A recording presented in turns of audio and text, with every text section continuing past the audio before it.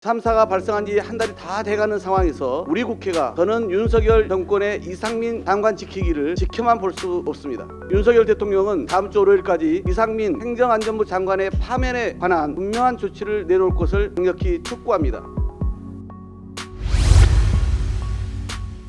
국민과 유가족 덕분에 용산 이태원 참사 진상규명과 재발 방지를 위한 국정조사 계획서가 국회 본회의를 통과했습니다.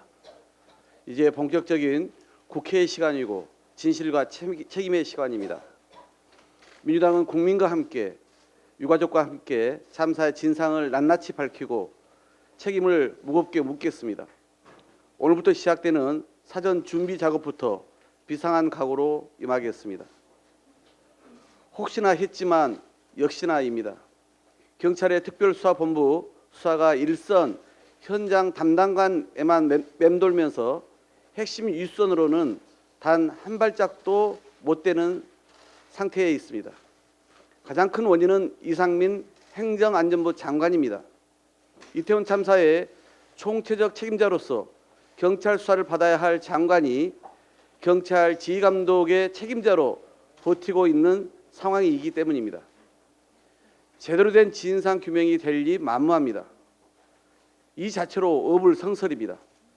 특히 이번 압수수색에서도 이상민 장관 집무실이 제외되면서 특수본 수사의 무풍지대가 어디인지 분명히 확인시켜주고 있습니다. 이런 수사 결과를 어느 국민이 납득할 수 있단 말입니까? 특별검사가 왜 꼭 필요한지를 이상민 행정안전부 장관 치하의 경찰 특수본 수사가 증명하고 있을 뿐입니다. 윤석열 대통령이 이태원 참사 진상규명을 진심으로 원한다면 말만 철저한 규명을 외칠 게 아니라 이상민 장관부터 파면하는 것이 순서입니다. 국민은 이번 참사의 법적 책임은 물론 정치적, 도의적 책임을 져야 할 가장 핵심 인사로 이상민 장관을 지목하고 있습니다. 이 장관의 사퇴에 대한 국민 여론은 약 70%에 육박합니다.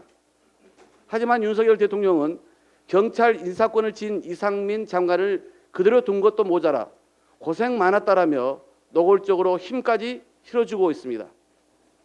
참사가 발생한 지 한 달이 다 돼가는데도 우리 국회는 참사가 발생한 지 한 달이 다 돼가는 상황에서 우리 국회가 더는 윤석열 정권의 이상민 장관 지키기를 지켜만 볼 수 없습니다. 윤석열 대통령은 참사 발생 한 달이 되기 전까지, 즉 다음 주 월요일까지 이상민 행정안전부 장관의 파면에 관한 분명한 조치를 내놓을 것을 강력히 촉구합니다. 늦어도 한참 늦었습니다. 윤석열 대통령이 이때까지 끝내 국민의 뜻을 거역한다면 국회가 직접 나서서 참사의 책임을 엄중히 묻겠습니다.